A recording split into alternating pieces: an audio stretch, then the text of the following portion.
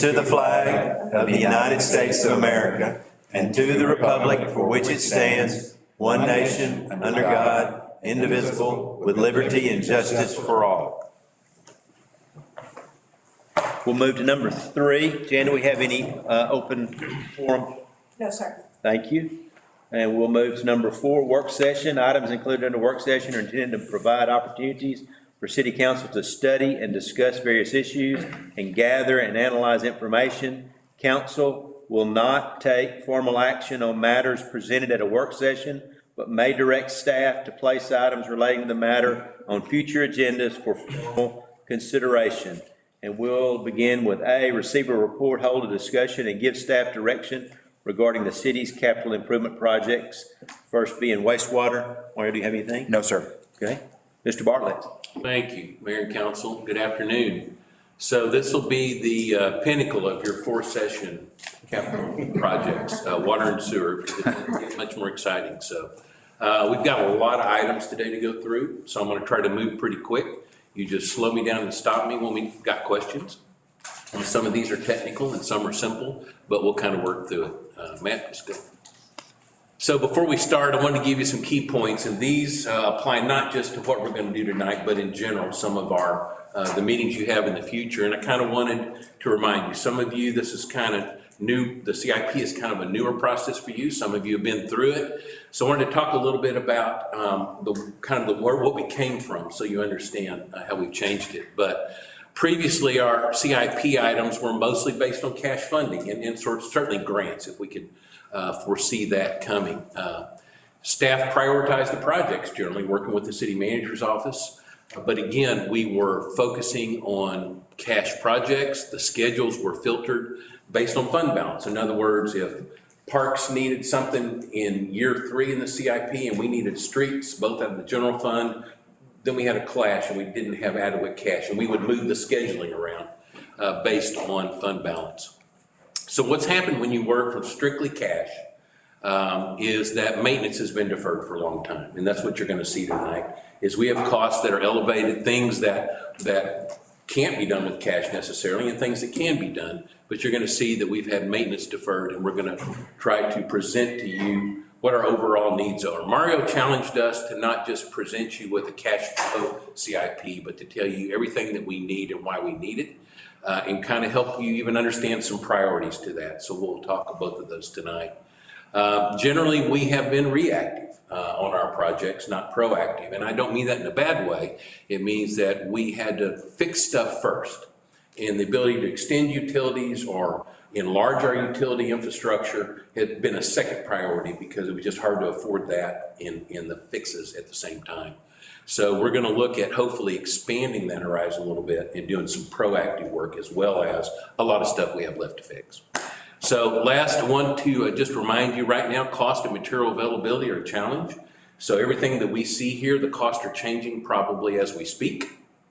I told the mayor and Mario, my discussion with suppliers this week, pipe prices have gone up 4 times. I mean, 4 times what they were previously. And so we have some unpredictability in some of these costs, and some of these are 30,000 a foot, and the numbers will change. So I wanted you to understand some of these are kind of placeholders that we've done our best job to judge with, and as we dive into projects in the future, we'll refine those costs.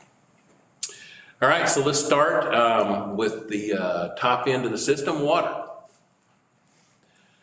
Central Heights, and we've talked Central Heights together before several times. So Central Heights, this project is $3.1 million total. It's 3 years of construction projects. As I've often said, when we picked up Central Heights, we took it over in 2000. And when we picked it up, we bought a car with 4 flat tires, and I think we've got 3 of them fixed, but we still have a flat tire left.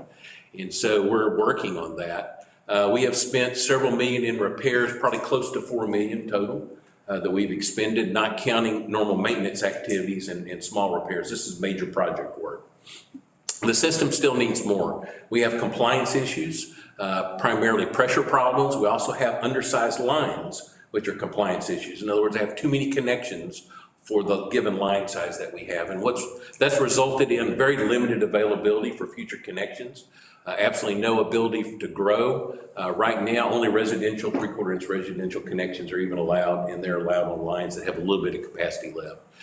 Just to remind you, where Central Heights is, half of it is outside the ETJ, half of it is in, and there is no current hope for us to be able to annex our way into Central Heights under our current laws. So Central Heights is just a water system we took over, and we are just struggling to keep it going. So this is, and I've put, just to help guide you a little bit, and these are negotiable and changeable, but I've tried to tier my priorities for you. So we'll start off at the bottom. This is a tier 2 priority. Let me explain that. So I have 3 tiers. Tier 1 is, it is necessary, important, and urgent. Tier 2 is it's still necessary and important, but may not be as urgent. So we might be able to move it in time. So I'm telling you that both of those things have some needs that need money to address them. Tier 1 and Tier 2, the difference is urgency. Tier 3, which you'll see a few Tier 3s today, are things that are not necessarily necessary, but they are good because they're either efficient, they can reduce personnel, they can save money, they make us operate better. And some of those are still good things, but we've tiered those as number 3, so that you know as we go. Okay, ma'am? I'm sorry. And do you have any questions on this one? That's a question. You mentioned that Tier 1 and 2, Central Heights, and it's at Tier 2. Yes. I assume you think you would go up to Tier 1, and do we need to work on it now? So the reason, it's a great question, Roy. So the reason that we did Tier 2 on this is because we are currently looking for some alternative solutions in Central Heights. And there's several things we're kind of mulling over. And so instead of putting that on tomorrow's check writing plate, we've shown it as Tier 2. Now, they need to be done, and we absolutely have some compliance issues. But we're adequately serving everybody, but we need to get some of these undersized lines fixed. So we've made it a Tier 2 because to give us a chance to maybe seek some other ways to fund this or to do something with the system. Simply put. Thank you. Any other questions on this? And where are we in seeking, I mean, because you all were going to go off and wave magic wands and do some other things, if I remember, and I think, see what, if you know, what our rights were, what our obligations. Sure.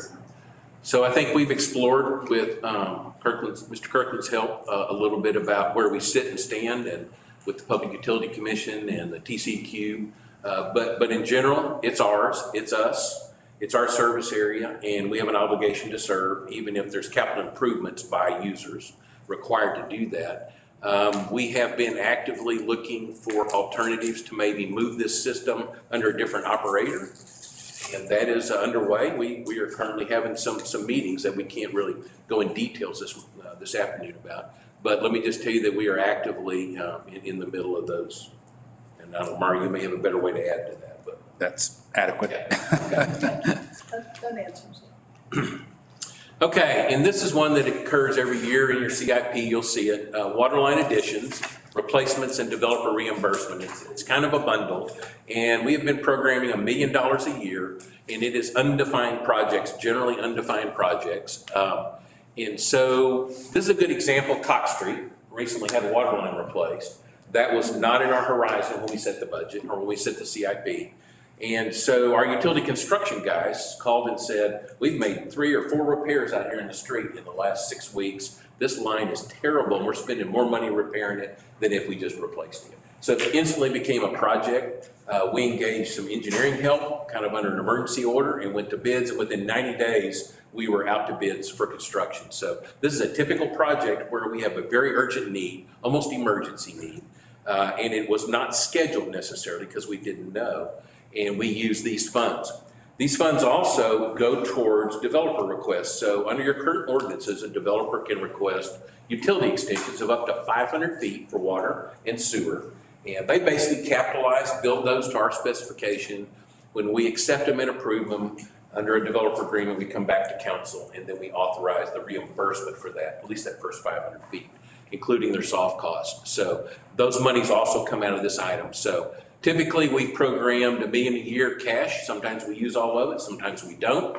But we have proposed that we'd love to up our game to about $2 million. We are currently looking at additional water projects and identifying other problems right now with the capital needs study that we have going on with the help of an engineering firm. And that's going to add, or it is already adding a lot to the pile of things that we didn't know about until we looked into this. So we have proposed to take this up to $2 million a year as a recurring item. Understand I've shown this as a tier 1 because these are things that are failing and things that are bad, things that need repair immediately.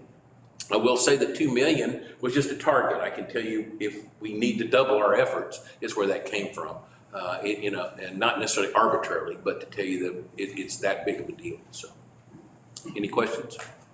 Yes. Yes, ma'am. Where it goes up to $2,100,000, is that 100,000 extra dollars for the subsequent 3 years? Another sort of arbitrary soft number? Yes, all this is soft. So that was just to say that by that point in time, I expected the price of pipe to be a little higher. Okay. And the price of labor to be, so we wanted to kind of grow our budget in the future, just to telegraph to you that the costs aren't really going to stay level. Right. So if I may have asked for 2 million, but truthfully in 3 years or whatever, we're probably going to say 2.1 to do the same thing. Okay. Where does this come from? Where does this money come from? The extra million we would need? What would you guess? To utility. Well, I mean, this would be typically a cash funded deal. Right now it's cash. So. Because it's not a specific project, and don't get me wrong, you can fund it however you want to fund it. So Pam will take all this, I think, in December and shake this out to show us alternatives, Mayor. But right now we're funding the $1 million cash. And so if we can fund $1.5 million or $2 million cash, that may mean, the result of that may mean that we have a rate change. I mean, that may be the result. Because remember, these are enterprise funds and the water pays for water. Gotcha, okay. So we're just showing you, again, the point of this visit is to show you what we think our real needs are. We talked about deferred maintenance when we opened up. And so by doing $1 million a year, we are deferring maintenance. And that's what I want to communicate to you. Is it okay if I? Yes, you bet. So first of all, I know this all comes out of the utility fund. Mhm. And are we keeping a separate utility fund for Central Heights, or is it one utility fund? Is there any benefit of trying to keep, to understand our losses, just separately from Central Heights?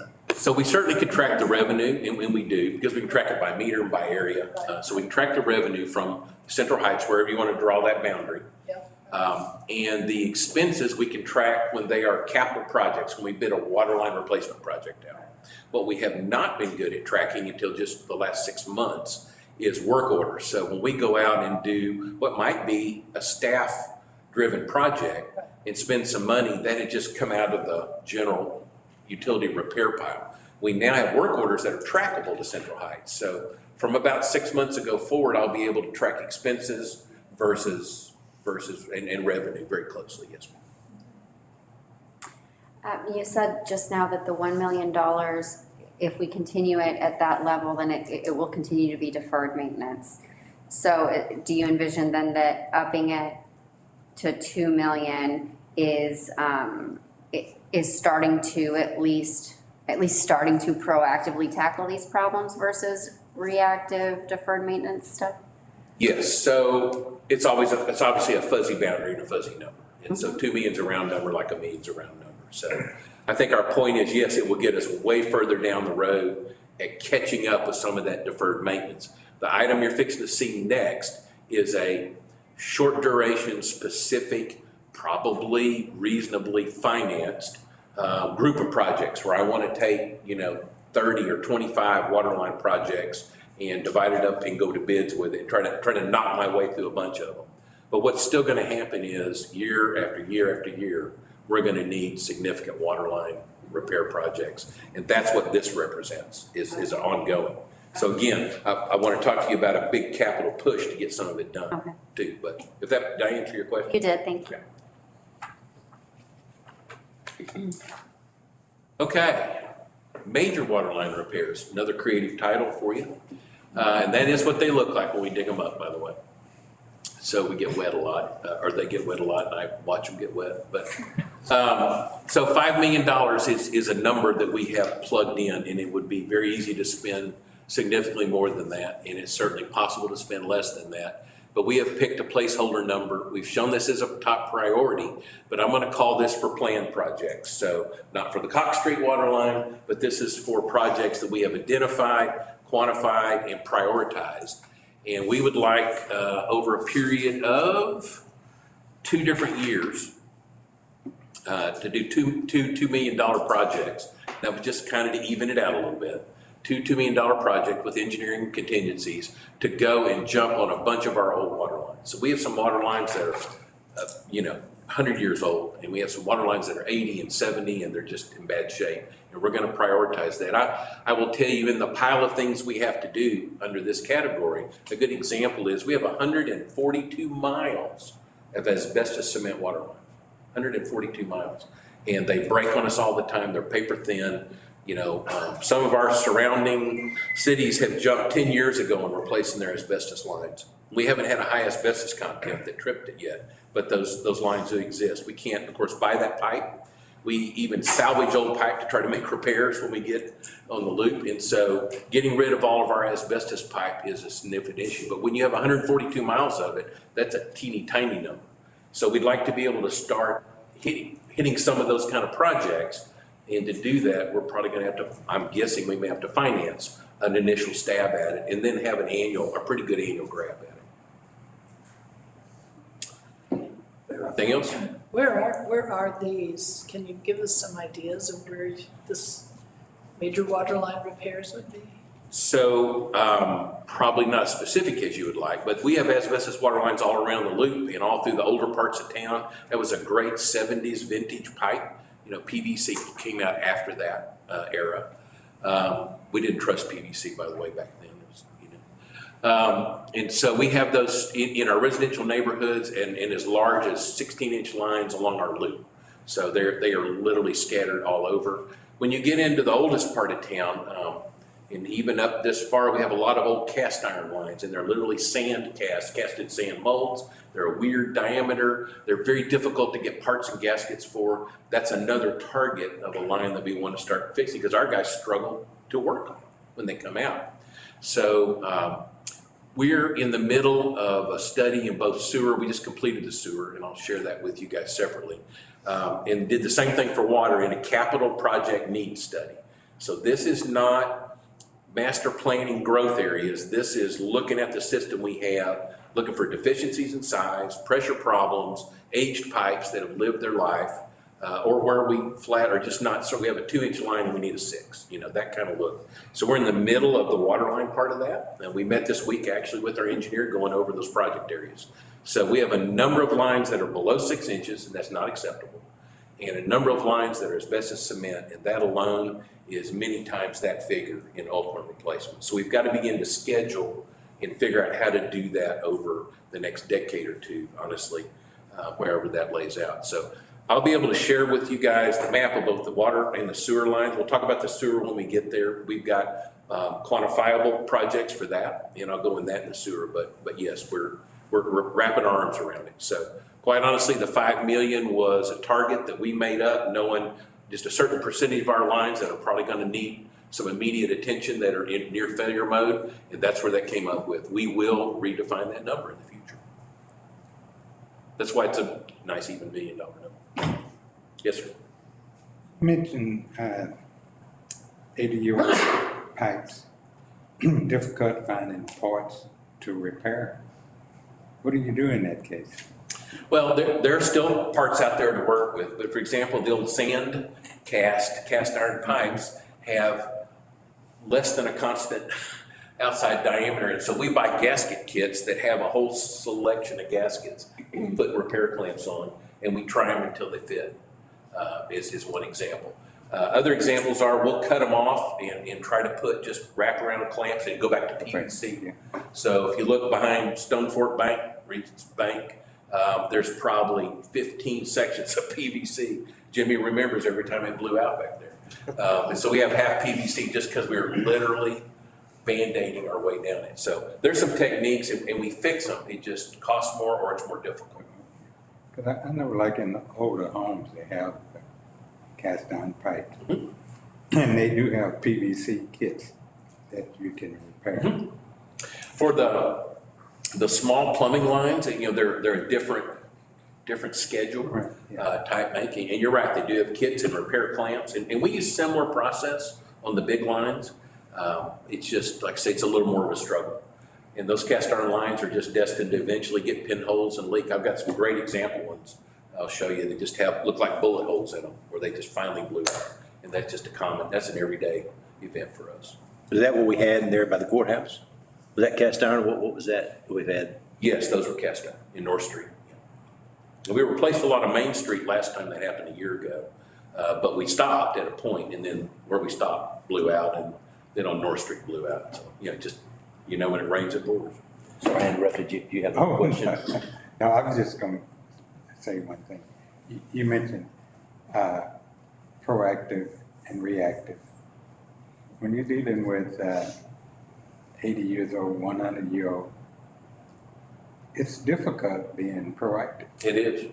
It is. You never know. Well, you never know. It also takes a significant amount of your funds. Yeah. Just to keep those lines going. And our goal is, the water's off for 4 hours and hopefully back on. And whether you're a business or a residence, our priority is to get the water service on. And so you're right. It's hard to just shut everything down and replace it all. So it's got to be a scheduled, schemed process that we do. But you're right. We literally do a lot of Band-Aids, and all cities do. That's part of fixing old water.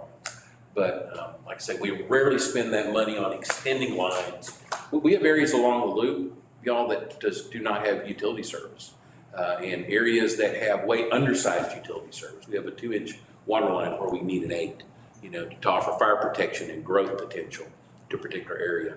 That's the proactive part that I'd like to start doing more of. Thank you.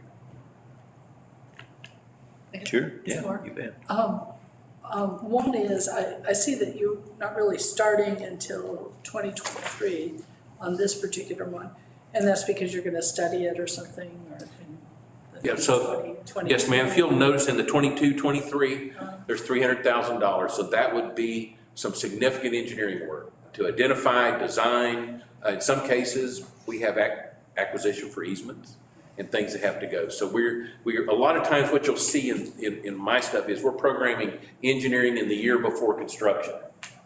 And even when we have subsequent years of construction, the engineering is kind of the year before.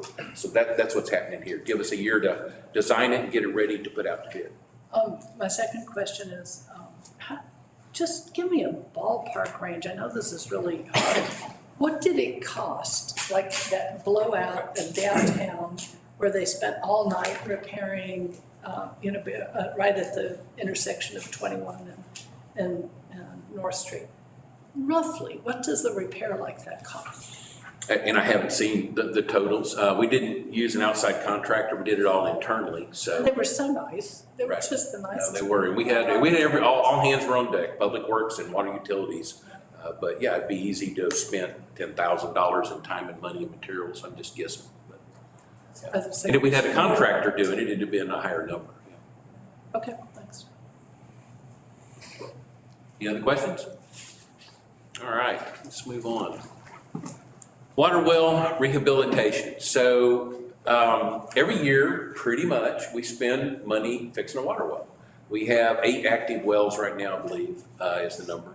And there's one always needing some repairs or work over or going down. And so we have been averaging 180 to $250,000 a year to go fix a well.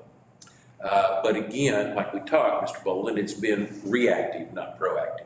So this is an example of where we'd like to change that.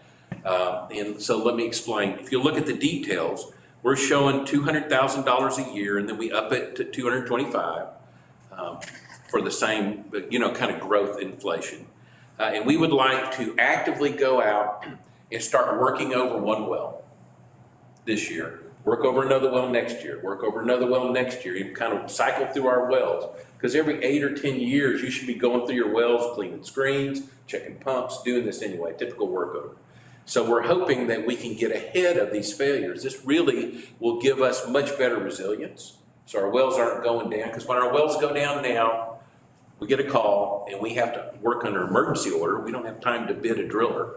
We work under emergency orders, negotiate with the driller to come out, pull it, go back to their shop, fix it, camera the screens, fix holes, do whatever we need to do. Like I say, those bills typically are running 175 to $250,000, depending on what we have to fix. And for a period of easily 90 days, that well is out of service. We're fortunate that we have some excess capacity. We're able to live with that. But when we had 2 of them down, then the third one went down at one point, it began to really strain our resources. So the point is, I'd like to fix these water wells in advance. Does that mean that we'll never have one that goes out of schedule? Of course not, it's gonna happen. But in general, I think we will build a much better system where we'll be resilient and our wells will be operating because we're kind of getting ahead of the failure curve. So this 1.25 million is merely an accumulation of 200,000, then growing to 225 a year. When we've almost been spending that, but it's been more of an emergency spend instead of a scheduled spend. Does that make sense? Question. Regular maintenance on the water wells. Do we have a schedule to do regular maintenance? Yes, so we have an operation and maintenance schedule for the wells, you know, everything from checking fluid levels to bearings to, and I probably can't quote you all of it, but yes, and they're visited virtually every day and checked on. This kind of failure stuff is down the hole that we're talking about. So your pump goes out and the pump's down the hole. That, what you see there on the left is the well. You can see that's all submerged below. So, or we have a hole that wears in the screen. When the water comes in, we'll get a hole corroded in it. And then all of a sudden sand and dirt start coming in. It's not a good day. And so we have those kind of problems. We don't honestly know that we have a problem until it happens. What we'd like to do is go do well number 8 next year. We go down with the camera, we look at it, we scrub it while we're there. We go, we got a hole started here, and we'll go put a little screen liner in it and fix it before it becomes a big deal. So that's really the difference, is we can't O&M everything down the hole very easily, just the stuff that you see on the outside. I was thinking more in order that you would go in, say maybe 2 weeks, shut the whole well down and do maintenance on it. Well, in order to do anything, we have to. 2 weeks was arbitrary number. Oh, yeah, we have to have a drilling rig come out and pull the whole thing. So that is, we just did it, was a $25,000 exercise. To have a big boy rig come in and pull it, just so we can look at it and see, and then if we were gonna do it. Now, that is what I'm proposing with this annual rotation, is that we pull everything and do it. But that's as opposed to potentially $250,000 emergency repair. Yes, now, realize that's just to mow him, pull it, and then I'll ultimately set it back. Right, but that can help stay ahead of. Yeah, absolutely. The whole point is, I think I can stay ahead of it. Yes, ma'am. I hope that I can put my thought into words such that you can understand, because I'm trying to grasp this. Okay, so what you just said, you're proposing taking that money that we're using on our emergency repairs and instead using it in a more proactive way on a schedule of maintenance. Is there a possibility, a significant possibility, I guess, that we could stand to spend double because the schedule of maintenance doesn't align with the most urgent need? Does that Answer is absolutely yes. Okay. And it happens now. I mean, I've had 1 year where we had 2 wells repaired, and you guys approved budget amendments for close to $400,000 when that happened. So yes, and I would say in the beginning years of this, my risk is higher that I haven't gotten to all the wells that are gonna break. I think once we're able to kind of make it through, and we've rehabbed 3 of them in the last 3 years, I believe I'm saying that right. And so I've got 5 others. If I can get through them, I think we're gonna see that possibility lessen. Because, you know, we're literally keeping new tires on the car and it should work better. But yes, absolutely, especially in the first couple or 3 years of this, we may have 2 in a year, absolutely possible. Okay, thank you. I told you I would have a lot of questions on this one. When you're talking about spending $225,000 in the next year on doing this, where actually does that money go? I mean, are we adding new staff? Are we paying contractors? Or is it equipment? Is it? Sure. What are we doing with it? So generally speaking, if we did this, we would have a plan, an engineered plan. It has to be signed by an engineer for the state. And we would put together a set of bidding documents, and so a consultant could help us do that if we use an engineer consultant. That's what the $25,000 is in there for, to go away through bid and inspection. And then they would put together a set of documents that specify what performance things we want to do. We want to mobilize, pull the well, check the electrical, take the pump back to your shop and take it apart, you know, and look at it. And then that may only be a $50,000 exercise. But what we might find when we take the pump apart is that all the bowls need to be replaced or something else. And so this is a budget of what might happen when we take the car in to get it fixed. We just don't know what's wrong with the car. So it's not that the cost is fixed, it's that we've seen our well workovers cost between 180 and $250,000, and that's why I'm just trying to hit you a number.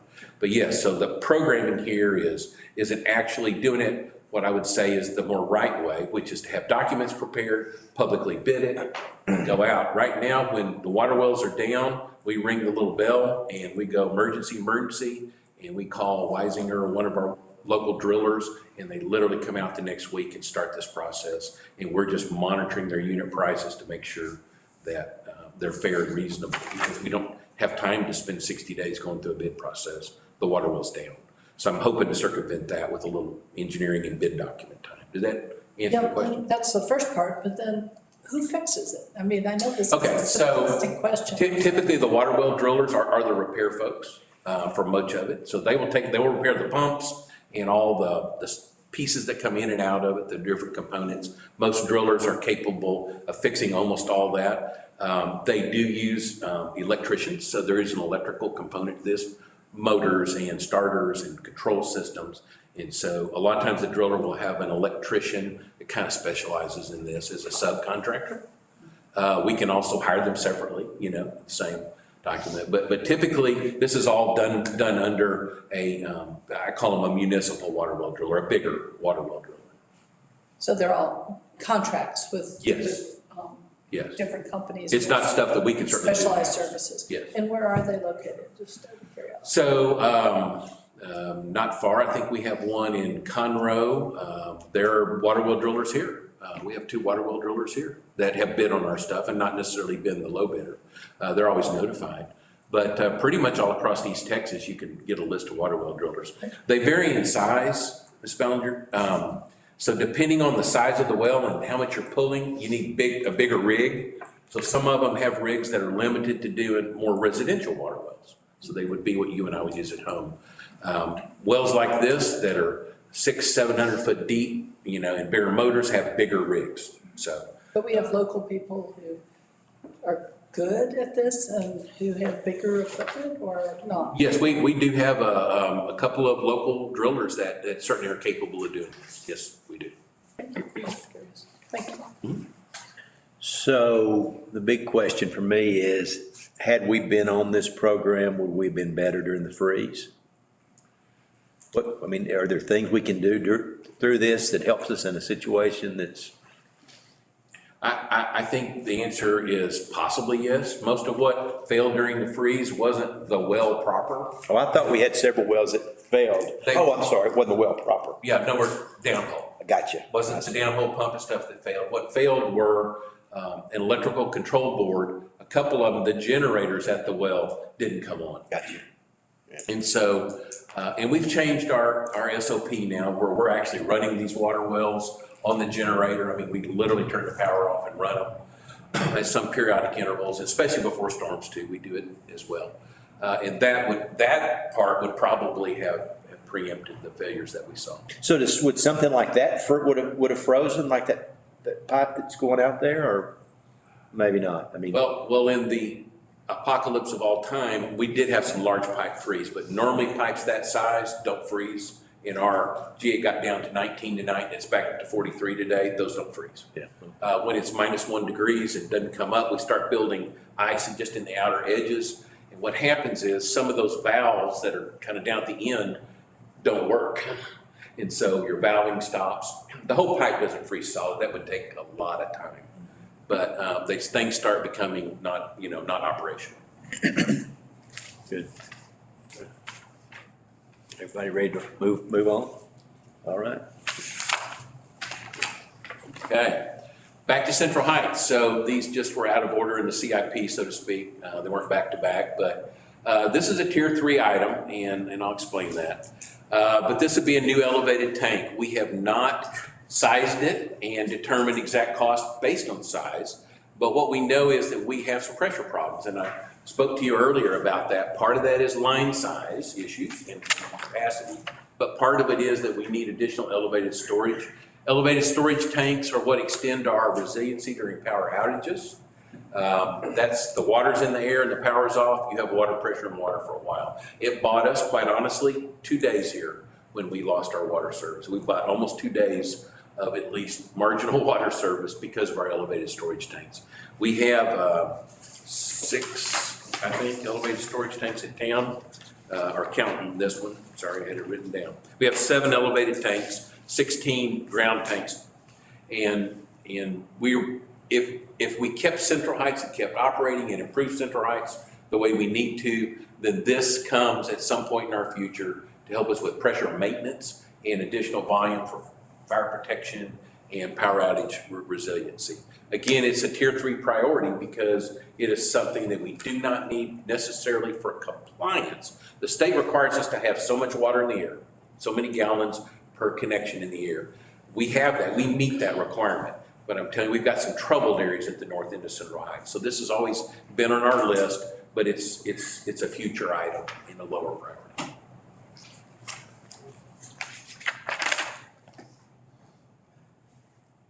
Okay, on elevated tanks, this is also an elevated tank, but back in town, and you know we have very technical names, the North Middle Plain Elevated Tank, which tells you exactly where it is, I know.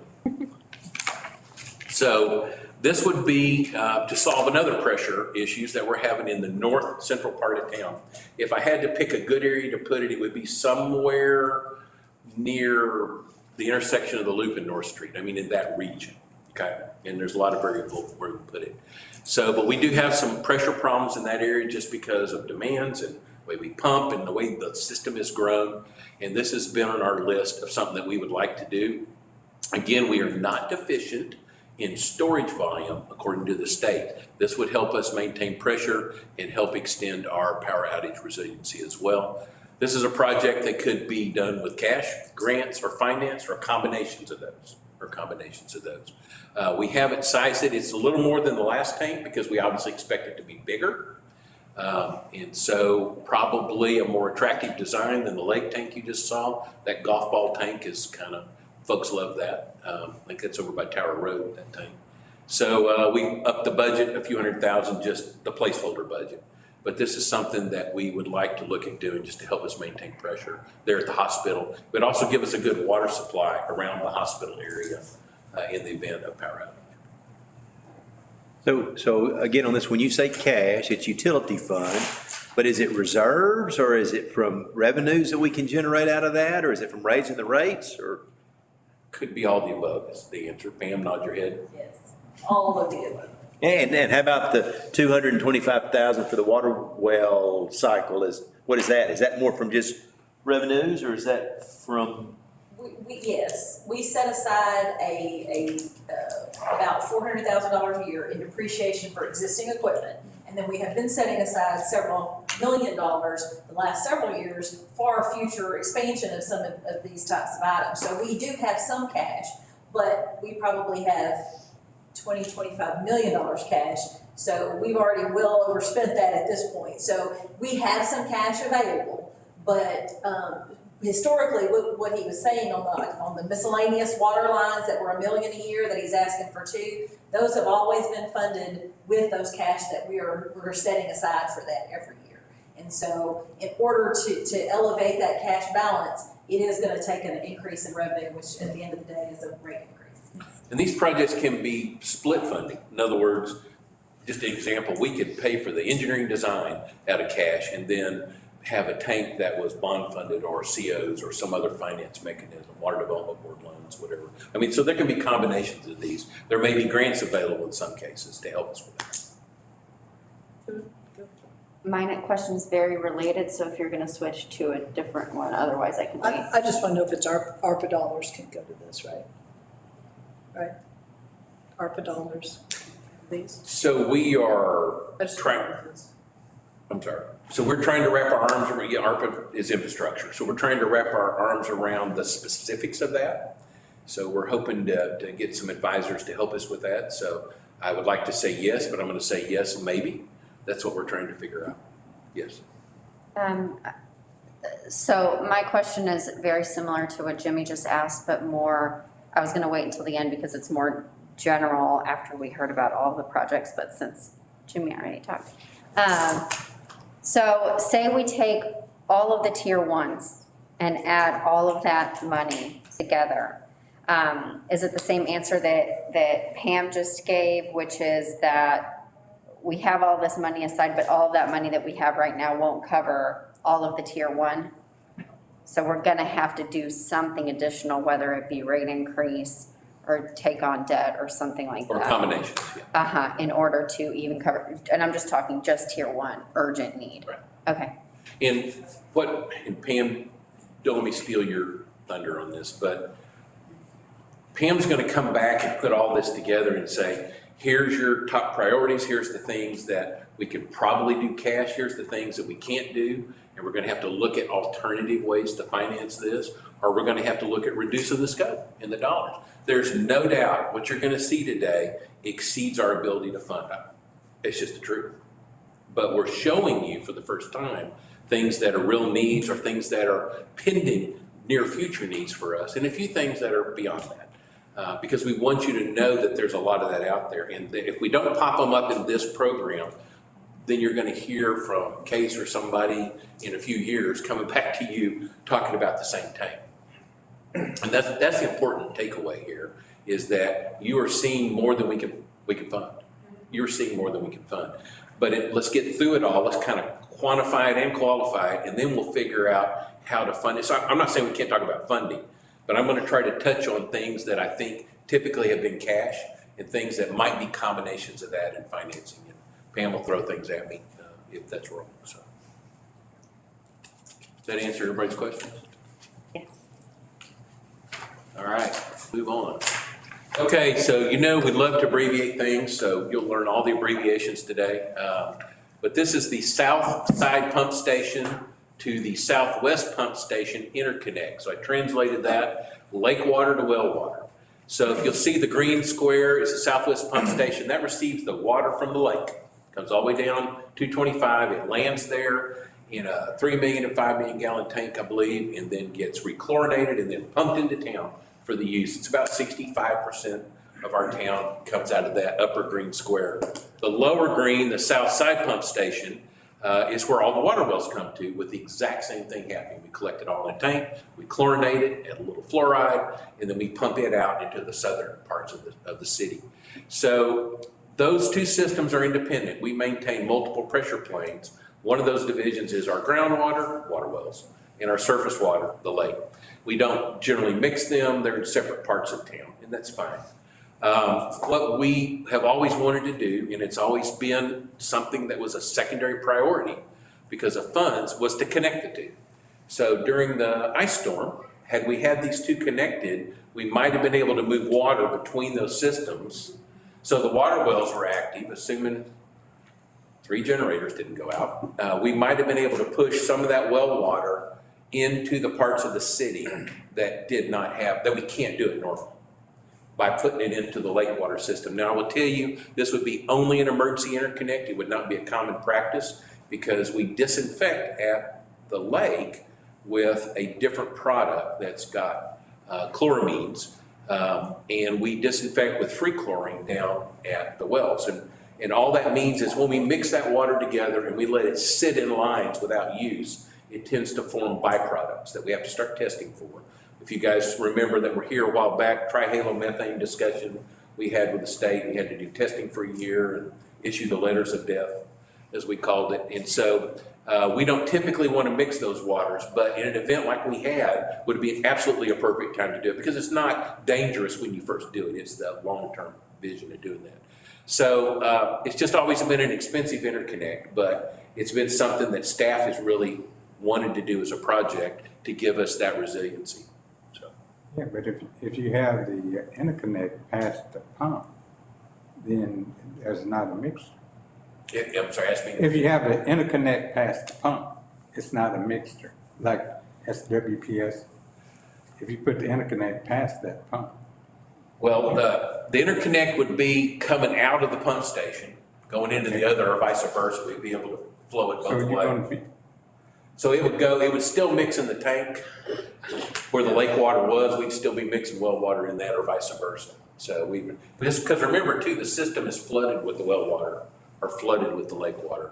So if we went down tomorrow, if the lake went down tomorrow, and it can, then we could move water from our water wells. We could go to stage 4 water conservation, and we could move water from our water wells up to the Southwest Pump Station and shove that to SFA in the northern parts of town and the hospital.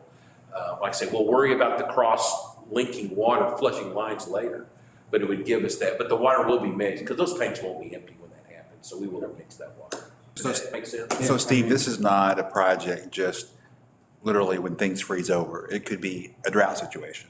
It could be a drought situation. It could also be where the main line from the lake, 36-inch line, breaks. And we completely lost the lake. We could move some water. Realize the water wells we have will will supply the city 100%. There's less capacity in the water wells than there are in the lake. So it would be a very low level of water supply. We would have areas that would suffer, there's no doubt. But as you saw, we all found out a trickle of water was a welcome thing that week. And so this would give us the ability to hopefully do more if we did it. It's a big price tag to connect them because it's a big line, a big cross-country line to do that, a 24-inch line. So, any other questions? All right. Okay, SCADA replacements and upgrades, and we have a companion item to this when we do the sewer in another 3 or 4 hours from now. Supervisory control and data acquisition, and that's why we abbreviated SCADA. You probably hear us talking about SCADA. It is basically the way we monitor stuff, and it's the way we can control stuff. So we can look at pumps running or lift stations or what water towers, how much water they have in them. We can monitor them. The more sophisticated the system is, the more I can take an iPad home and operate it. The less sophisticated it is, the more we have to sit at the water plant and operate it. But all these systems monitor. They're also what tells a pump, the water well, to come on. How does the water well know to come on? We don't turn it on. An elevated tank across town says, hey, I'm empty, and sends a signal, and the water well comes on, or the pump actually at the pump station comes on. And when that tank's empty, the water wells know to come on. So they all talk to each other, and it is automated. So that's what SCADA is. So our system technology is very, very obsolete. And of course, it's not hard to be obsolete with technology in a short period of time. So I tried to figure out when we first started getting our SCADA, and I couldn't answer that question for you because it's kind of like, when's the first time you got an electronic device in your house? Well, it kind of happened, right, over your whole life. And that's the way SCADA is. We started out with copper wires between a water well and a pump in town, literally a phone line, and then we went more sophisticated. Now we talk with microwaves a lot, microwave towers, and communicate. But these systems are basically computer controls, programmable computer controls. So what are our problems? Well, over time, we have 2 proprietary systems, meaning we bought equipment from 2 different vendors who have proprietary equipment and proprietary programming, and the 2 systems have a very difficult time talking as we change and grow our system. So we're fighting that. We're also generally strung with using those vendors and their equipment when we need to repair things. So I can't explain to you how we got to that point. It was a long, long time of that happening, but that's where we are today. So we struggle with that. And not that they are bad companies, but we have got to use those firms for a lot of what we do. The programming, these are all got programs in them. Some of that programming has been lost as they change staff and people, and we don't have a copy here, and we struggled with that. And on top of that, a lot of the equipment is not made anymore. So during the ice storm, when you guys heard me talking about the boards that were out, Part of these boards were the control board systems that were here. And we had to go to Houston to buy them, not because there's a retail store that sells them, because there's a guy who salvaged some from an old system and rebuilt them. And that's what we had to go get. And so part of our stuff is like that, y'all. And so we really are at a high risk of system outages the older this gets. And we're to the point where we can't get parts for everything. And upgrading it one little piece at a time is difficult. So I will tell you, here in the near future, I'll be bringing a contract to you. We have been interviewing firms and selected, and we're negotiating with an engineering firm now that specializes in this. We interviewed 3 firms, and we are asking them to do a study for us of this whole system, and it's huge. It's actually huger than we thought, because they expanded our horizon a little to talk to us about cybersecurity. And there have been some cities lately that have been hacked and things that we probably don't always think about, Nacogdoches, and on-site security at water plants, so that we have, so SCADA can include camera systems and alarms, and it's that broad of control as much as turn the pumps on and off. So we've got a firm coming in. It's going to take a full year to analyze our programming, our equipment, and our security systems and our protocols, and they're going to come up with an evaluation, come up with this is what you need to do, and here's some options of how to phase it. Here's what the costs are. And so we're going to be doing that study. And it's a pretty big contract, I'll tell you. And it's going to take them a year to do it. This is a budget number that we have put in here. I put the same kind of number in sewer, you'll see in a minute. We're going to have to refine that after we get this study done and know exactly what our deficiencies are and what the solutions are. But what we're going to try to achieve is a higher level of technology, a much higher level of security, and the ability to be in-house resilient. So I'd like to be able to have backup boards, like to have stuff. I mean, we always made the joke, I want to be able to order my boards off eBay, and be able to get something quickly and efficiently that I can kind of go to Walmart and buy, and that's a joke, but I don't want to be hemmed into a single unit. So I want a little bit more market availability of replacement parts. And I think that's absolutely critical, because that was not nearly all of what happened during the ice storm, but it was part of it. So I've labeled this as a tier 1 priority. We have, Pam, you can correct me, $250,000 in each, I think, budgeted this year. We have $500 million, $250 water, $250 sewer, that we're going to use part of that money for this study. And part of it, we're fixing some parts right now that are broken with it. But we'd like to not, instead of just trying to Band-Aid what we've got with the remainder of those dollars, I'm trying to visit with you guys about telling you, I'm telegraphing to you, I need to study it and probably fix this system. It is, if I had to pick a tier 1 item, this is it. So. Is that 900,000, that include like software update and tech support? Yes, to answer your question, yes. It is, and if you'll see, and I lost it. See, if you'll see, we've got 250,000 in 3 years. 3. Yeah, and so I'm not saying we go in you can't go in one day and replace all this. So this is gonna be where we'll phase stuff in, keep things running, and we may work at the water plant first, or we may work at the pump station, but so I'm showing you, my anticipation is over a 3-year period with some engineering and some dollars to purchase, and realize things are easier to swallow when I divide it up over 3 years, or we divide it up over 3 years. And that's another reason I think we can phase in some things, which gets us closer to maybe doing possibly cash items when we can split it up like that. Again, little fuzzy, I'm just trying to tell you, I think we've got this coming in our near future. And that same reasoning that you just gave explains why the study/design is broken up across 3 years too? Correct. Great, okay, all right. Because I suspect we'll have multiple projects and multiple bids. Okay. Just out of curiosity, not really a question. I have 2 proprietary systems. Is both of them software and one of them maybe software? Hardware and mechanical? hardware and software. The one system is software and one system is hardware. No, both of them have hardware and both of them have software. Two different vendors that we pretty much kind of have to deal with them. And I'm not making a complaint about it. We've gotten along well with them. But I have a very narrow solution when I need to work. But they supply hardware, their own hardware, and they have the programming they stick in it, both of them do. Making those programs talk has been a challenge. can imagine. Yeah. Thank you. Any other questions? Okay. See, now you know all the abbreviations. This is the Southwest Pump Station again, and this is just outside the loop.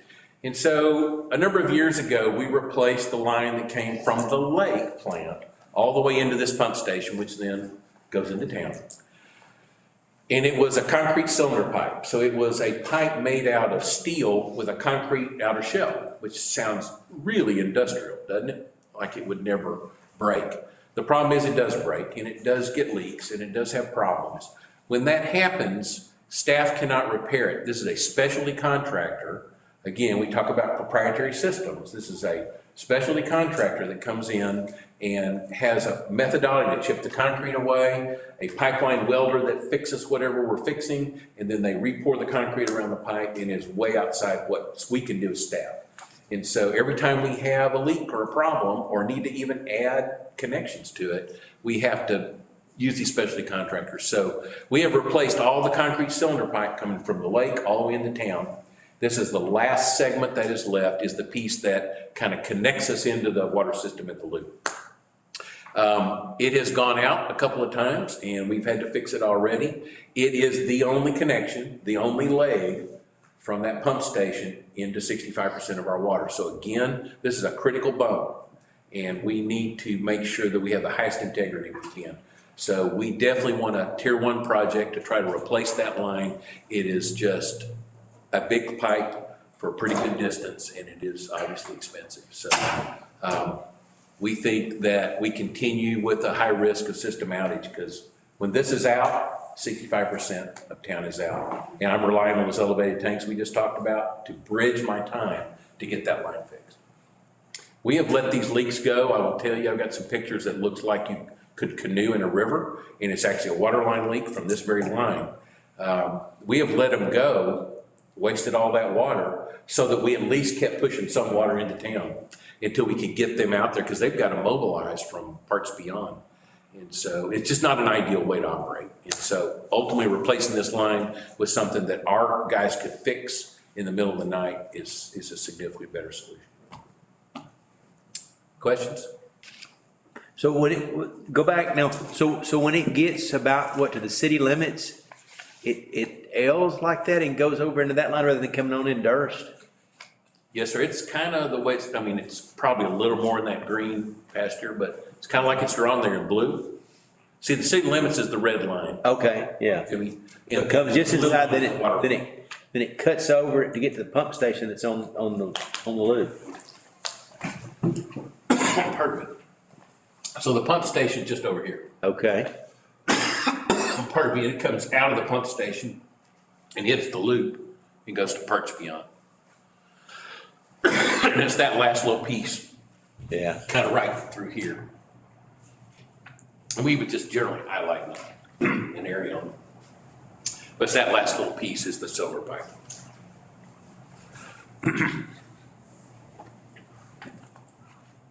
Any other questions?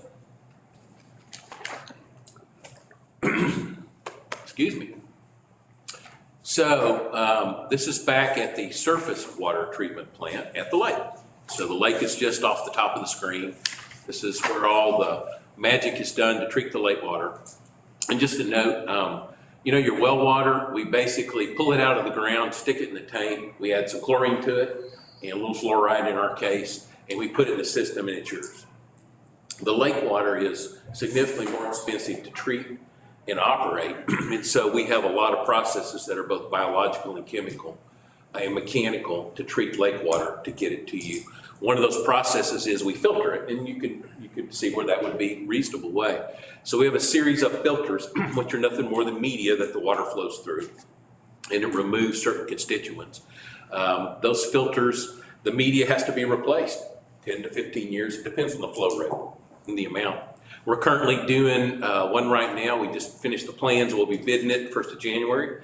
We're kind of holding off to hope the climate's a little better to right after the first of the year. But we'll be bidding filter number 7, which is kind of down the bottom blue area. It's currently not functional. And a number of valves with it for close to $1 million. And we would just like to get on a future program. This is why it's a tier 2, is because it's necessary, but we can work the timing out. Much like we talked about the water wells, we would like to get on a circuit where every 5 or 6 years, we're fixing a filter. We're replacing a filter medium. We need to do that. We have just deferred that maintenance, and it bit us on one that's down right now. So what this is a reoccurring, okay, and the reason it doesn't look to be reoccurring, so I apologize. Remember, you're looking at a 5-year window. And so my first filter replacement I'm proposing to you is in 25, 26.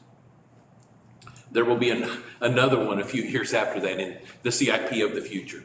But this is to begin a process to where we're going to schedule to rehab a filter at some interval, 5 or 6 years. We'll kind of play that by ear. So just to let you know, this is, 4 years in the future, $875,000. We kind of inflated the number to get to future value. And this is something that would probably, at least in the past, would be something we would program as a cash expenditure. Does this have anything to do with our musty water that we had several months ago? Your water was musty. It was. Just slightly, not bad musty. So the musty water, if you're on lake water, it changes every day, and our ability to treat it changes. And so we have to fine tune the knobs. We have to turn the knobs. And that's what Brad and his crew are great at the lake. What happened is one of the main taste and odor fixers is a carbon unit. So we have, just like you do in a fish aquarium, we have that black charcoal. It's the same kind of process. And we run water through an activated carbon, and it removes a lot of that organic, which is just the taste and odor from the lake turning over because of temperature. And so it went down. Guess what? One of the boards went down, and we had to have a specialty contractor come in and replace the board and reprogram it. So for a period of time, water is flowing out of the plant without that carbonator working. And so we put some number, 15 million gallons in the system, or whatever the number was, that was less than carbonated, and it did have that musty taste. And it takes several weeks to get it diluted and out of the system. Certainly not harmful, just not as pleasant. So that's a SCADA problem. Well, it's partially SCADA. It's controlled by SCADA too. It has to know how much carbon to put in the system based on water flow, and so it's a piece of that, yes. So what's the effects of this one being down? I assume it's been down for a while? So fortunately, our water plant is not at 100% capacity. It's at 50% or less capacity. So, we run 8 million gallons a day, whatever average type number out there, 6 to 8 million gallons a day. Permitted for, I'll have to look it up. And when we're under capacity, we don't have to use all the filters, so we can shift off of a filter and let that one idle. This is currently what I think's happening, So again, we're just saying in the future, this is gonna be a periodic reoccurring cost. It may be every 5, 6, 7 years, but we've stuck our next one in. We're doing one this coming year. We've stuck the next one in 25, 26. That can slide a year. That's why it's tiered as 2. Thank you. Okay. Okay. And Pam may have to speak up and help me with this one a little bit, but our water meters, and you guys know that we use an AMI, advanced metering infrastructure, which means we remote read water meters. In our case, they are radio read to a number of towers around town, and they report back to the mothership, and we can read water readings. Pam, we get them every hour or so, is that right? Every hour. And so Big Brother can tell when you take a shower and turn on your irrigation system. So it's actually extremely helpful for leaks and helping people. We can say, hey, your irrigation system's running at 2 in the morning, ma'am. And no, it's not. Yes, it is. I can show you exactly. And so it's been a great tool for us, as well as the fact we don't have to read meters. But that system is 13 years old. The warranty is now, it's in the end of its warranty cycle, where it is prorated, Pam, I think. Yes, correct. And so it's just starting to age, and these things have to be replaced.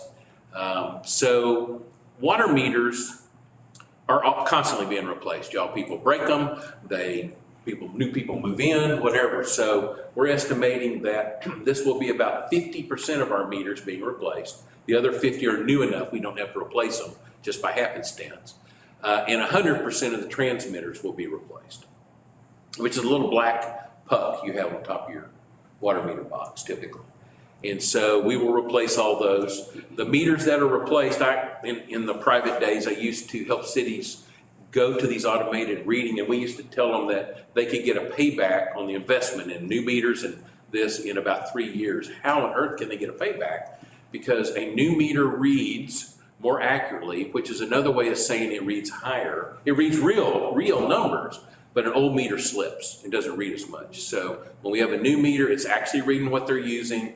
Revenues go up, and smaller cities are able to pay for their systems in about 3 years, typically. Well, for us, there will still be some revenue increase. We're only going to do 50% of the meters, but it's what you know, the new meters, it's a good thing. So there will be some balance of revenue, not 4.7 million, but there will be some balance and increased revenue from water bills. So if we want our water bill not to go up, we just ask you not to replace ours. Or don't park your car over the little puck, that's really bad.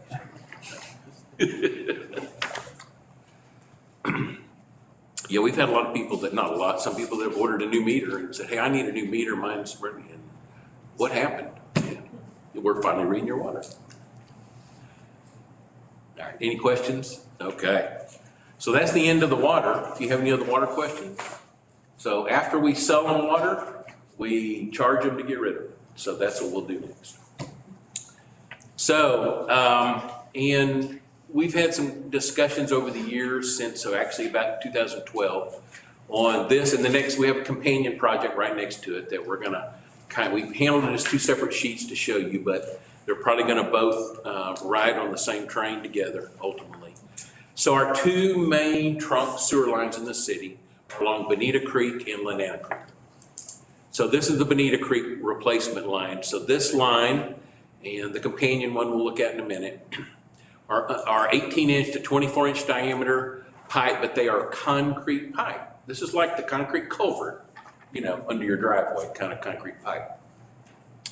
And we have tremendous failures when you use concrete as a sewer pipe, because ultimately it creates sulfuric acid in the top of the pipe as a reaction from the sewer gases, and it condenses on the top of the pipe, and sulfuric acid and concrete don't get along, so it eats the concrete up.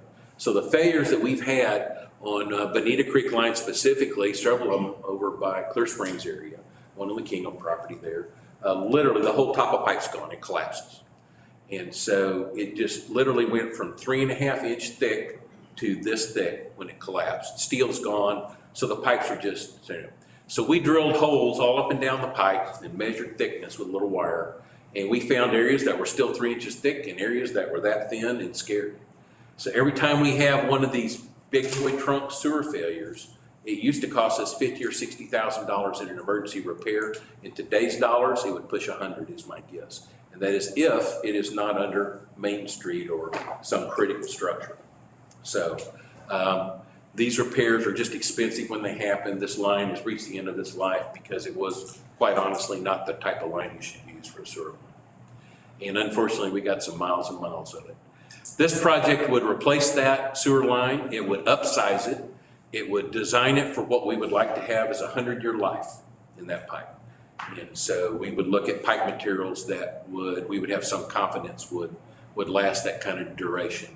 It will require some relocations and realignments of it, and so it will require new easements. So this project and the project we'll look at in parallel on Lenana are probably 4-year long projects, 4 to 5 year long projects, because we've got design that'll take over a year. We've got acquisition, and if we go to condemnation or anything, because somebody doesn't, want to get new easements, we'll have to do all that will take at least a year.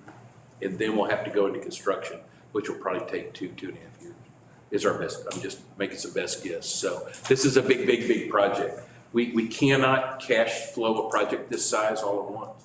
And so let's flip over to the second one because it reads the same. So Lenana Creek at 16.4, only because of length and size. It's 18 to 48, so it gets a little bit bigger pipe, and that's why it's a little bit more. Again, upsize it, design it for 100 years, it's the same failing pipe. So we've had a preliminary engineering report completed by a local consultant. And they have helped us look at the alignment, the routing. These cost estimates are actually real numbers from them. And we've inflated a little bit for future value, but they're basically, these are less made up than some of the other things you've seen. And so we've fortunately nailed this down a little bit. So we actually have some budget money starting this year, $1 million, I believe, Pam. And we are going to probably move into the first phase of this, which will be, so we've done the preliminary engineering, so we've got our arms wrapped around what it's going to be, but we'll probably start the design process very quickly and do some surveying and just start that process. We've got some funds currently budgeted to do that, $1 million. So we'll probably be selecting consultants, and I'll say plural. This is a big job, and so it'll be probably a team effort of multiple firms teamed together to do this. It's many thousands of man hours to put these plans together. So both of these we would propose maybe at least be considered together in some form or fashion. I'm not sure exactly yet how to advise you on that, because putting $30 million of construction on the ground for sewer lines is probably going to exceed our area capacity for contractors. It may exceed our capacity to get materials. And so we're going to start looking at how to phase this, how to split it up. I'm just not sure how we're going to make the pie yet, but I want you to know it's this kind of number.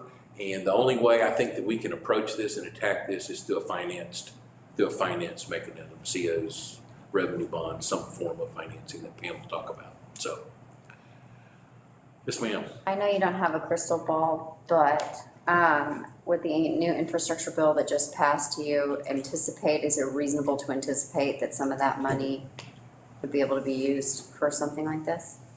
So we have just begun to review the parameters of that might be in the final version of that bill. It doesn't appear like there are a lot of hopeful areas that would support this kind of project. And I'm not going to tell you that evaluation is finished yet. So yes, we would love to be hopeful that there's a pathway for this. But so far, not great. There's a whole lot of other stuff in that bill. And so how much of it can filter down to municipal level backyard sewer lines is questionable. So I know we've all just started, Mario and Stephen and I have started trying to read and understand that. Literally as of today, we were looking at some of this. So yes, so we're hopeful that it's there. This may still be something ARPA could be applied towards as well, to soften the blow of what you would have to finance. So again, all those things are in the big pot we're going to mix on how to fund things. So we put this as tier 1, and it's a really big pill. It's bigger than the fire station. So we're going to figure out how to swallow it, or to swallow it in pieces. This line isn't all the same age. It was built, basically from the downstream end up effectively. So the northern parts of it are newer and might be able to be phased. So those are some things that we'll be evaluating. I wanted you to see what the big picture is. But so it's actually, you're saying that it's actually feasible to go piece by to not repair. There may be a reasonable solution to have a phase 1 and a phase 2 of it, which could then spread it in time. I will say the counter to that is, if you look at financing schemes, one of the things we'll look at is money today is cheap. I mean, finance money today is cheap. And I don't know what it will be 5 years from now or 8 years from now. So construction costs will be higher, financing costs will be higher.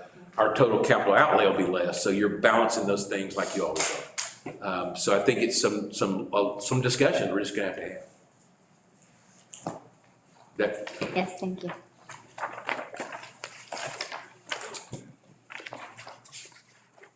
Okay, so, and by the way, that picture is actually of that line we just talked about. We're on another one. We just threw that picture in there for fun. So that line is moving, I think that one's Bonita Creek. That one's moving about 4 to 5 feet per second, flowing half full. That's a lot of sewer to bypass pump while you try to repair it. So repairing these lines are very difficult and expensive, as opposed to the one on my street, that's this big. And they can plug it off and pump around them and work. This is very difficult to work in that much live sewer. So That's one reason the cost is high.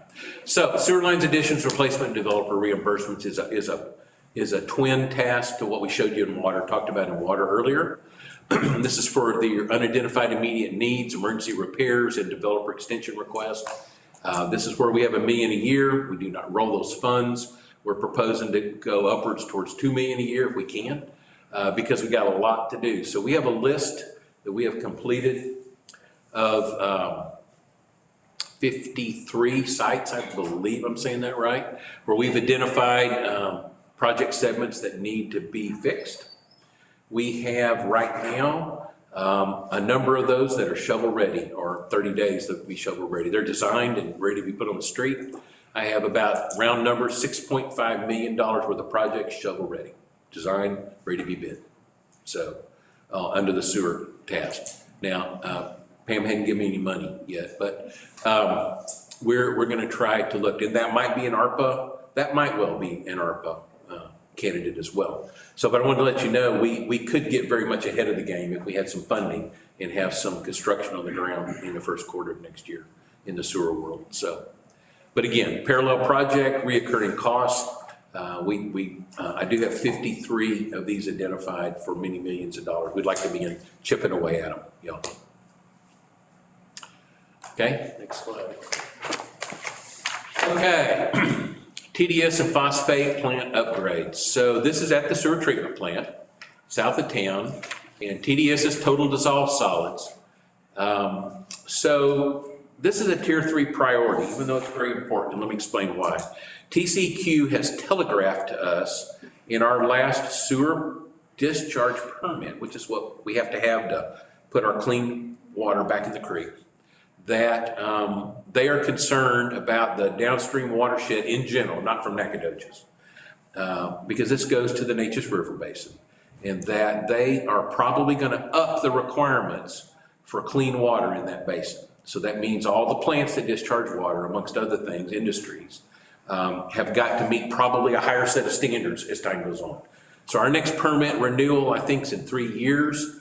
They have us doing a pilot study right now for total dissolved solids, which is where we're measuring it out in the field at industries, we're measuring it at the plant, measuring it at the discharge part of the plant, and we're looking on how much total dissolved solids we have. We've also done testing for phosphate. So all these things put into because we put this water back in the creek and it heads south. And so it's back in the ecosystem. And so they're going to probably up our game on and limit us more with our next permit. Well, that translates to one thing is we have to add additional treatment units, capacity, or techniques. We can treat these chemically, we can treat them some biologically, some mechanically, and some combinations. We had a very, very inexpensive look at this by an Austin firm who specializes in strange treatment of stuff in plants, and they did a real good job and came in, looked at our plant and analyzed this, and so they gave us some guidance on cost numbers. So they said, worst case, Steve, you're going to be pushing near $2 million in the future if we have to do all this, and it could go down from there. But so we had a little bit of guidance on that number. So I'm just telling y'all it's a tier 3 because I haven't been made to do it yet. It'll probably be multiple years out, and then when they do, if they do, they'll give us a compliance period to build the equipment. But somewhere in our future, I'm highly suspicious that we will have a sewer treatment plant upgrade necessary, and that's what this item's for. Any questions? Okay, again, back to the sewer plant. It's a really nice place. If you haven't visited there, it's not terrible.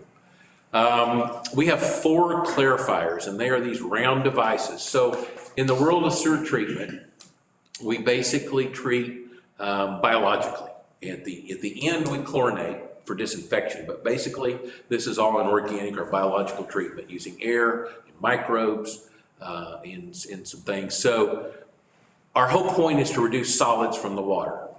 It's the whole activity. When we go through all the treatment activation, we come to these clarifiers near last, and this is a quiet, calm place in the sewer plant. And so the solids in the water begin to settle out and bind together, kind of look like filaments, bind together and become a sludge blanket in the bottom of this. And the clear the supernatant, we call it the clear water, gently flows out over the edges, and we keep it very calm in there. And so these clarifiers, the water that leaves there basically then goes out the tailworks of the plant and gets chlorinated and into the creek. So this is where it's the clearest. Well, those are mechanical devices. They have a scraper up top because you always get a little bit of fats that float to the top and some things like that.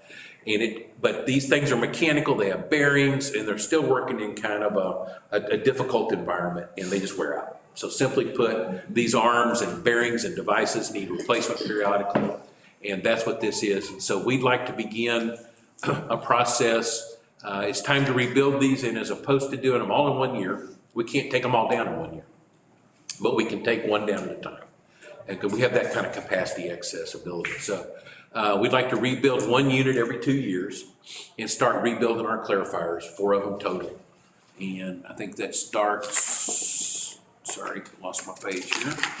I think we're showing to start the engineering on that next year. Then you'll see 500,000 for construction, 500,000 for construction. That's just the cost, round number cost for rebuilding these things. We'll have a better idea once we've got guys who are clarifier designers to come look at it. But just to let you know, this is a reoccurring cost.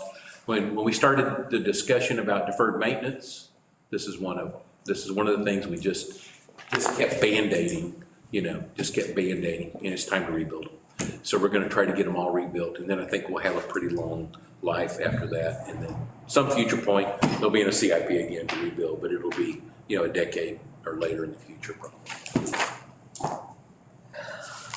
How long since we worked on them? How long since we rebuilt them, do you think? I'm asking again, I'm sorry. How long has it been since we rebuilt? So I'm not sure I can answer that directly because we're probably just fixing little pieces. Like every year there's something gets fixed. We order a new part, a new ring, a new arm. So I would say all of them have something new on them and have something that's leaking grease and needs to be fixed. So it's just kind of been backyard mechanic version. What it's time to do is pull all that mechanical and that walkway out, redo the arms, there's arms in the bottom, redo those, regrout the bottom, just literally build it from the floor back up. And what we've been doing is just changing bearings out in the top or replacing a motor. Hey, when all 4 clarifiers in the same location, right?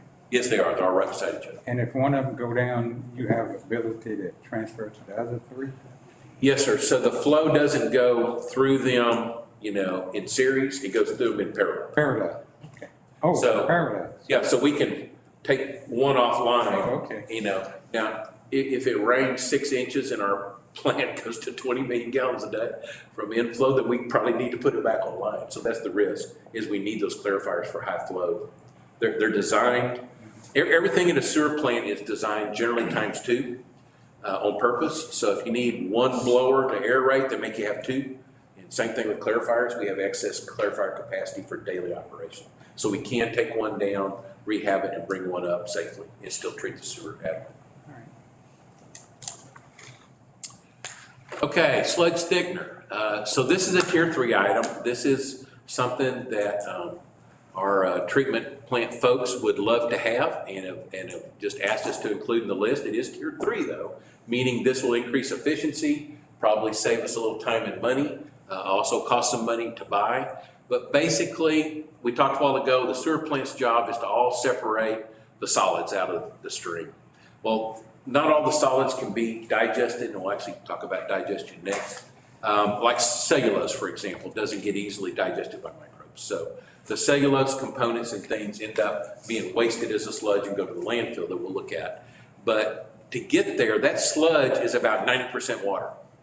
I mean, when you look at it, it's about 90% water. So the whole goal is to get a lot of that water out of it before we go to the landfill. In fact, landfill regulations require that when we dump something in the landfill, it has to pass what they lovingly call the paint filter test, which is as literal as you think. You have to be able to pour it in a paint filter and it not drip. So it has to be that dry that it doesn't drip in a paint filter. So the sludge has to be dewatered and solidified before we haul it to the landfill. So this is an additional step in that helps thicken that sludge and dewater it even more. So we're hauling even less water to the landfill.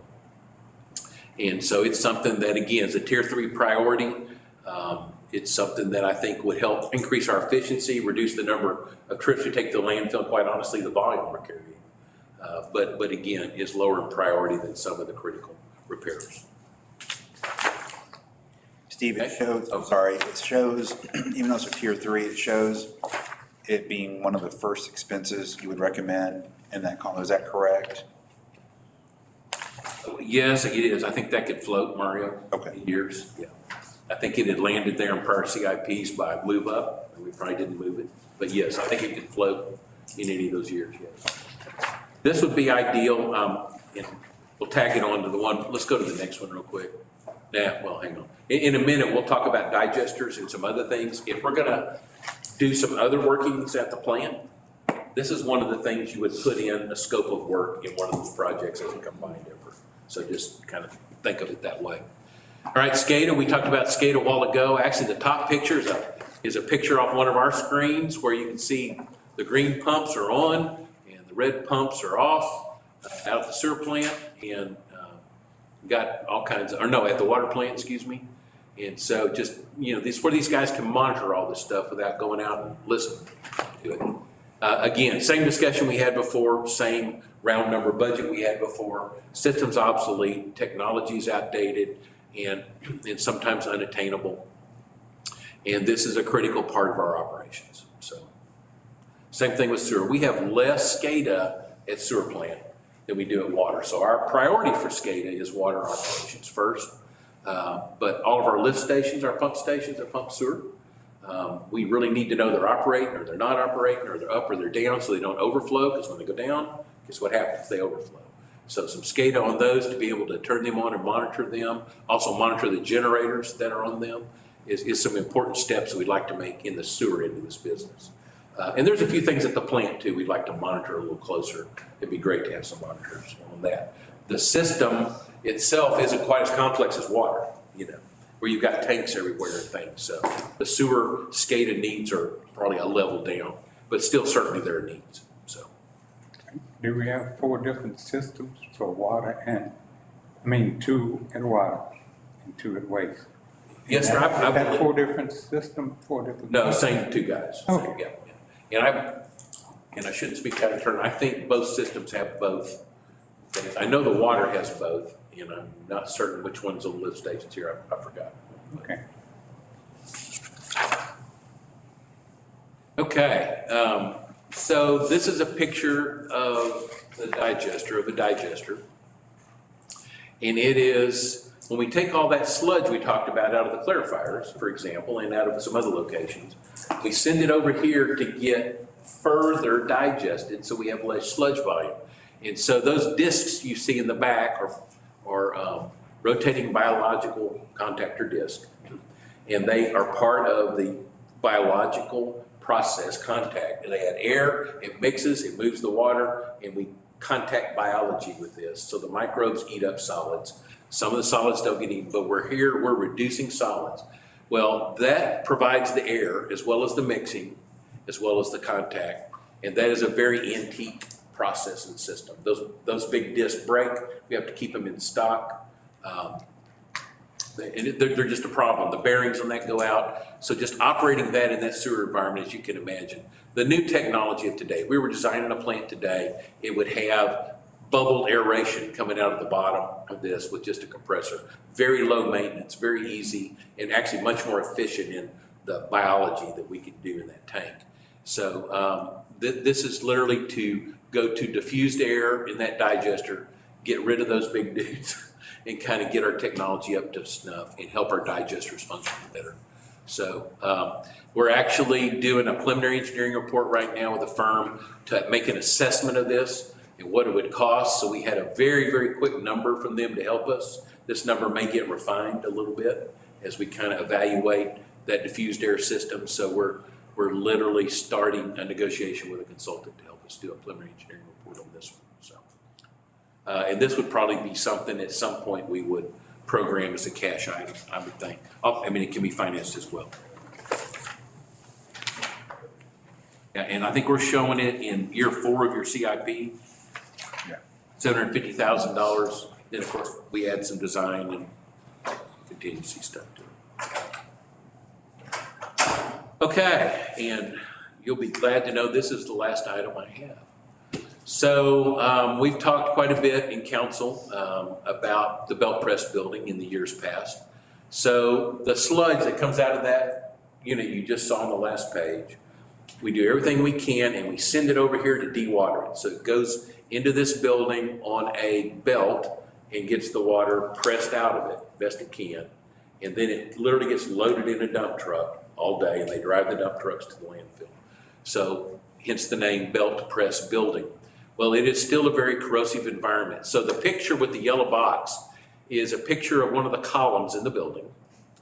And I don't know if you can tell, but the column doesn't touch the ground. So I'm not sure the physics of how the building is standing up. I don't want to know, but it's kind of scary.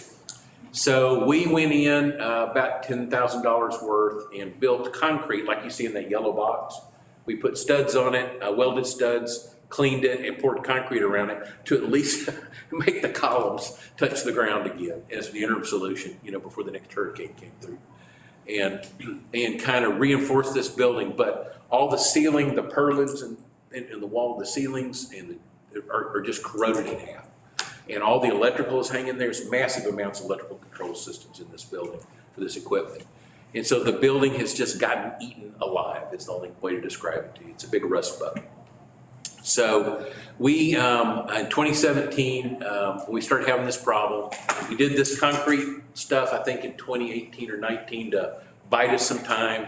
We had a consultant that had worked at the sewer plant, actually who had designed this belt press building, went in and did a quick and dirty little study for us. And the reason I put this up here is there's been a lot of discussion from the public and the council sometimes about, hey, Steve, this is 1.3 million. You can do this by just replacing the building.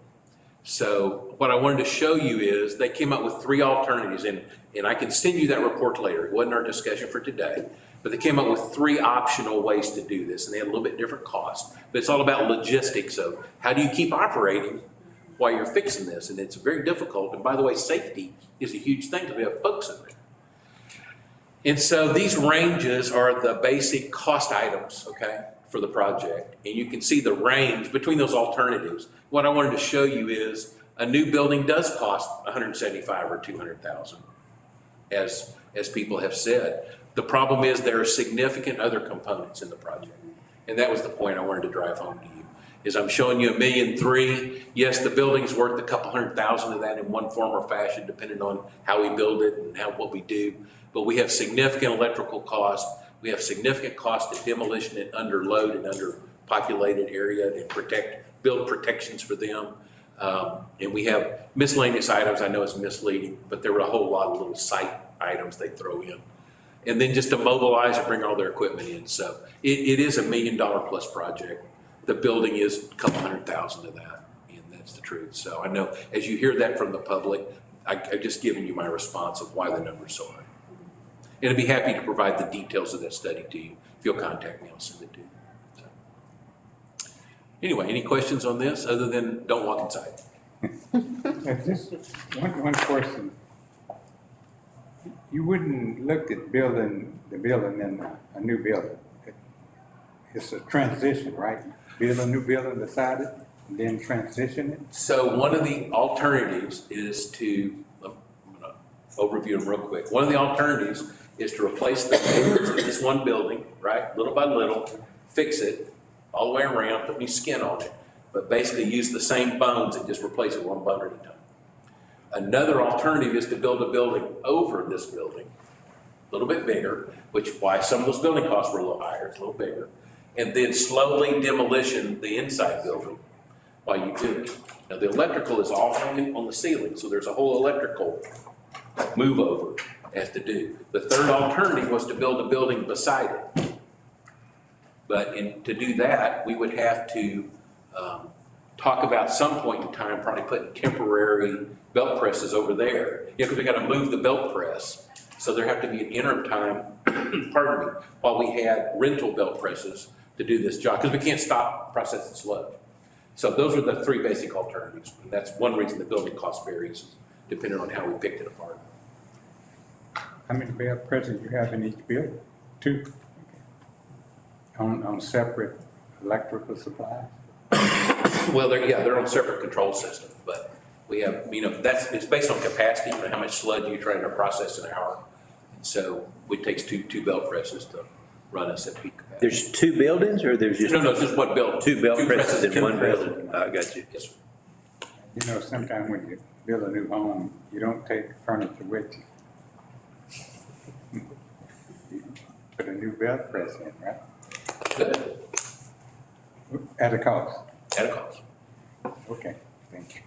Our belt presses are one of those things that are constantly maintained, so I'm not telling you the belt presses are bad. Right. But you could be, like, build a new building, put one of the old belt presses in the new building and work that until you. Yeah, and I'm not sure whether we can drive just on one or not. That's a question I'll have to look into a little more. All right. Any more questions for Steve? Okay. Any comments? Well, obviously, a lot of commas, a lot of zeros in what was presented tonight or today. One of the things that, as mentioned, Pam will be coming to you all in December, sort of summarizing what I've asked her, just texting her about, sort of laying out these tier 1, tier 2s, and tier 3s and kind of see, you can easily do the math, but just kind of do the math for you on, what are those totals? What are some opportunities, whether it's using the ARPA funds that we know are coming our way. Obviously, we're still doing due diligence on any of the infrastructure packages that were just recently passed by Congress, the president's hands to sign. Don't know yet what that means to us and how that affects cities or not. But really, quite honestly, the other component too is just funding. Obviously, we don't have all the answers, and we knew we wouldn't. This is really kind of lay out issues to you all. I think one of the things that we probably need to discuss long-term is looking at how we model our rates. Our current rates were based on, I believe, on an every year, looking at on a 5-year plan, every year increasing to some degree. A lot of it was the premise is to set monies aside to do some of these improvements. But it was also done with assumptions that it would be dry. Because the reviews, or the rates and the look back was based on very dry summers. And we just haven't had dry summers. I think she can easily demonstrate what was to be modeled as far as a revenue stream versus what actually has come in. And there should be a gap based on how wet it's been over the last 3 or 4 or 5 summers. And so if it's not raining, if it is raining, we're not selling water. And so you're gonna have a funding gap. And so we just have not, because again, the philosophy has been to pay cash for things. We just haven't had the monies to pay cash for some of these improvements. And so, just hadn't happened. And so, and if it continues to be that way, by the time you save enough, if we could, again, not saying that we can't, but at some point, if we're gonna continue with that philosophy of paying cash for things, we as a city staff, certainly with city council, we have to be disciplined to set those monies aside. You have to have a sinking fund to set those monies aside. And how long will it take to set aside just for the Bonita and Lenana Creek? What was that total? Over 30 million. $30 million. So to set monies aside from a cash perspective, how many years would it take to set aside $30 million knowing that the needs are now? And so, that really becomes a policy conversation as to how far do we go? What can we pay with cash? What's reasonable? What are the things? And again, I'm not pushing bond programs. I'm just saying that if we have needs now and we have not issued bonds to appropriately address some of the things that are critical, honestly, my take is I would much rather control our destiny as far as how to treat sewer than the state controlling it for us. I guess we can study water rates around us. Absolutely, yeah, that would be part of the I guess even conversation. debt levels around us. Absolutely. Well, and it's not just that, it's also what debt levels we can afford Yeah, to. I agree. Well, 6 years ago, Pam, I think we did the water rate study. It's a real live consultant evaluation of our system. It's probably time to do that again and reevaluate where we are. And so a real water rate study is probably in our future. So, So if it continues to rain and not get dried out, and we put new meters in, get a double hit. So, Okay. anyway, no, but it is a lot of commas and zeros, and we've talked about, this is a lot of money, we recognize that, but I think it was time for us to bring these things to light and start having those conversations with council. It's just that time. And then how do we prioritize? So. Yes. So I have two general questions. One is, I know the technology must be changing rapidly in this area. Is that right? Are there differences in technology for water and sewer in the last several years, or? Sure. I mean, it's pretty much our instrumentation and control areas, like we were talking in the SCADA, is where our technology is. And so a pump's a pump, and those may have improved a little, but they're still mechanical. So, yes. I'm just wondering, I know we're a smaller, city, and I'm just wondering if there are ways that maybe we could learn about. I know you keep track of a lot of this, but there may be newer cutting edge ones because you just can't read all the time. Right. Just thinking of even like doctors who are just out of medical school, all that. Is there a way to actually tap into some of the, the newest technologies and the? And I think there's a number of answers to that, from attending conferences and keeping up with our industry. But, one way that, our most successful way is, we're not all doing this in-house. Right. So we're using, in some cases, some very large, very widespread consultants to help advise us on some of these techniques. The SCADA discussion we had about cybersecurity and things, quite honestly, Case and I didn't even have it on the list.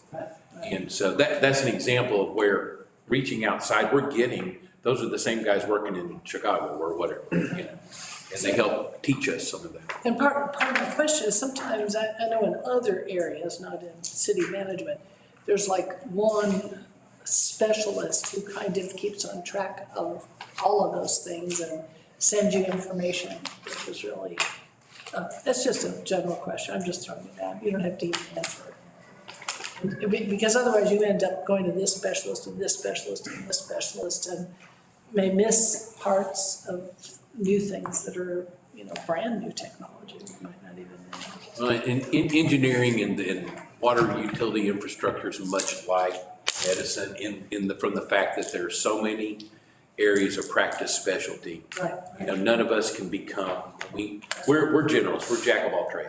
Right. So we go out and seek those folks who are, specialists in that area, and we rely on that expertise. And I mean, that's our main technique, I would tell you. And along those same lines, sometimes you need a manager specialist to help you even track who that's all. I'm not saying it well, but I'm just. Doing my best. And the other question is, if we have so much water, can we sell it? We do sell water. No, I know, but I mean beyond our city. I mean, since we're not selling as much to the people in our city, can we sell it? Well, I guess we could, we just have to deliver it. I mean, there's a delivery system that's going to be a cost of shipping it to, Right? in pipe, so I mean, That's just a general question. I mean, with some of these little. Well, sure, cities wholesale water. I mean, we wholesale to, Stephen, how many agreements did I send you? Give me 8. 8? Okay. And some of them are emergency interconnects, but we have wholesale agreements with that many people around us to sell water to. Yeah. And some of them we sell every day, and some of them we only sell intermittent. So you bet it's a matter of who wants to pay for the pipes and the pumping Right. to get it there. How do the economics work? Well, water, quite honestly, in East Texas is cheap. That's the truth. Right. Water's cheap here and highly available. Our groundwater resources are phenomenal here. And so you haven't seen people reaching very far out. Right. Dallas is building pipelines, Right. and rightly so. We're not seeing that in our region yet, but yeah, sure. I mean, the answer is yes, we certainly could. But you're be right. a wholesaler, and we are. Yeah, I certainly don't want to sell our water rights away. right. Bring in Pellegrino and sell it in Central Market. Oh, there you go. Nacogdoches purified water. Anybody, anything else, anybody? Getting close to our time. Thanks. Okay, Steve, thank you. You bet. We're adjourned.